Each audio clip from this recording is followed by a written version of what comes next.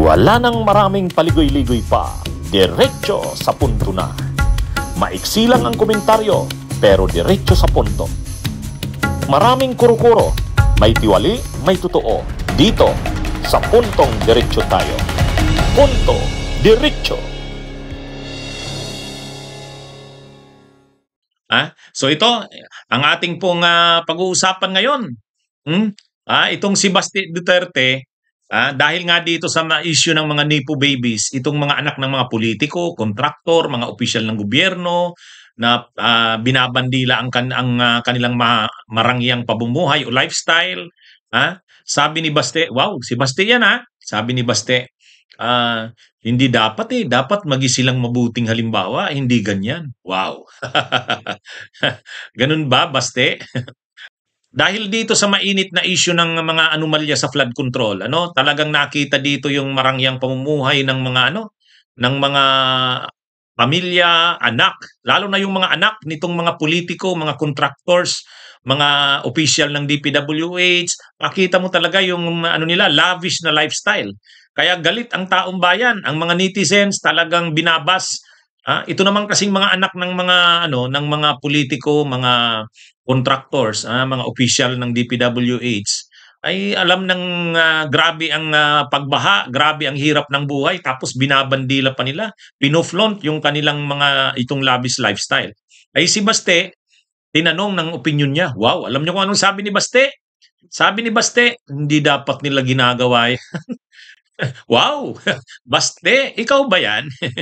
Ikaw ba yan, Baste? At sinasabi ni Baste, hindi raw dapat ganun.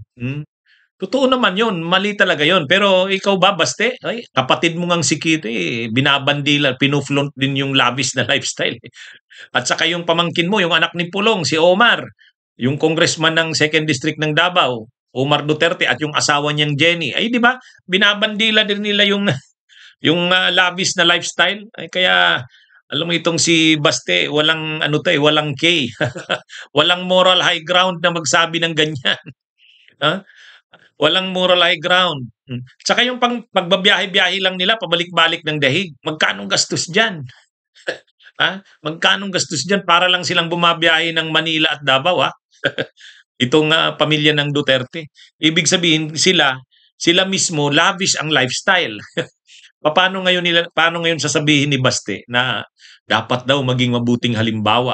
Ang lifestyle daw dapat hindi ganyan.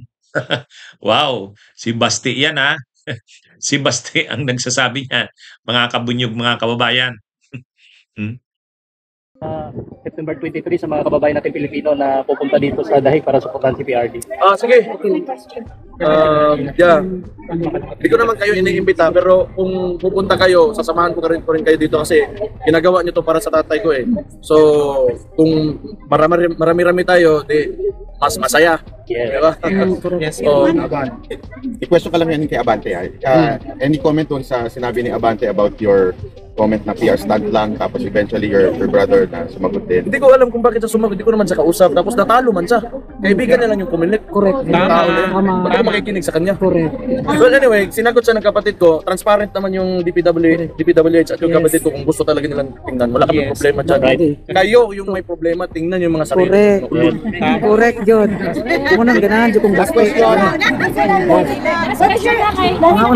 The court as indirect vote buying na yung mga politiko mismo nandun talaga sa court along with DSWD nag-distribute ng pera ng taong bayan. Sa po yan. Paano si tatay nga namin permanent today? Oh. Yes, ma'am. Tayo mo babay mi.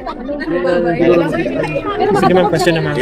Yung as a local executive for mayor, pagbalik nyo, kasi sabi kahapon ni VP Sara, meron kayong master plan sa Davao, master plan on flood control, pero hindi nabibigyan ng budget from the national government. So, sa inyo pong point of view as a local executive? Ganito yan, historically, hindi lang naman Davao talaga. Ang unitary system of government talaga ng Pilipinas, may exploit talaga siya sa mga capital-centric na mga politicians. So hindi lang yan Davao, Mindanao, other parts of Visayas, probinsya. So ang gusto kasi ng mga oligarchs, they want to centralize everything, power and influence. Pati na rin yung where money is allocated around the country. So pag ganun lagi yung sistema ng politika natin, this is not only Davao. Meron yan, master plan, we are working with JICA para sa pero pag masyadong centralized yung gobyerno mo, hindi talaga yan mapupunta doon sa mga probinsya. Kasi noon pa yan na sistema ng mga Espanyol.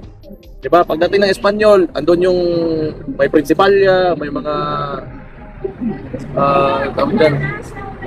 gobernadorcillo, tapos i-assign nila. System of patronage yan. Okay? So, ngayon, pinasa sa Amerikano, ito yung magandang, pag take over ng Amerikano, sabi ng Amerikano, ito yung magandang sistema na mas madali makontrol yung bansa. Pero, nagbabago yung panahon eh. So nagbabago yung panahon, lumalaki yung population and the people become, more educated, nag-iiba talaga. So sentiments will arise. Ganun talaga yan.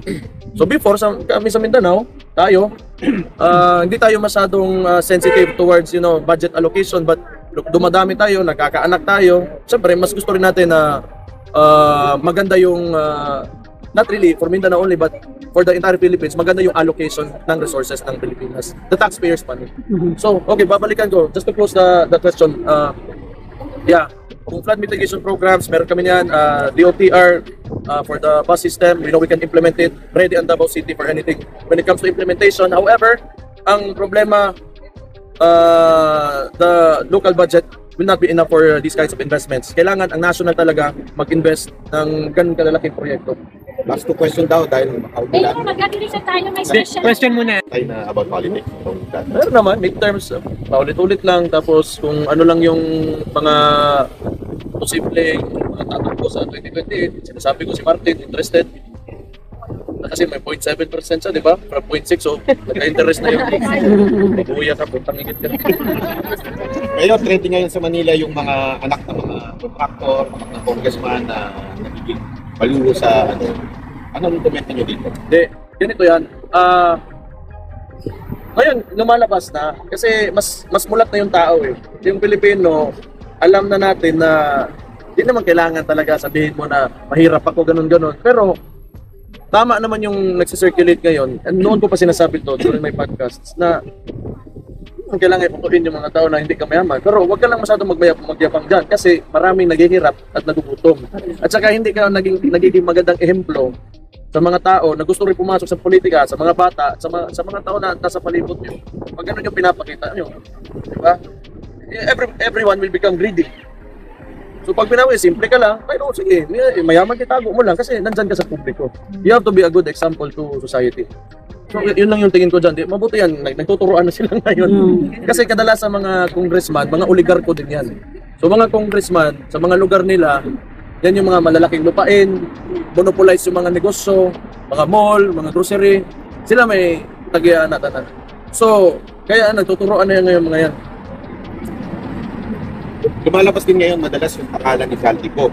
Lalo na, di ba siya yung sa appropriation report? Kasi ang Committee on Appropriations, siya yung nag-allocate or hindi naman siya, but he can influence the allocation of the budget or the resources of the government.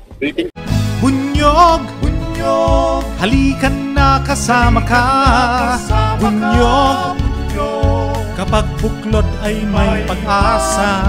Luzon, Visayas, Mindanao, isa ang pananaw. Sa bagong Pilipinas ang bunyog isisigaw. Bunyog.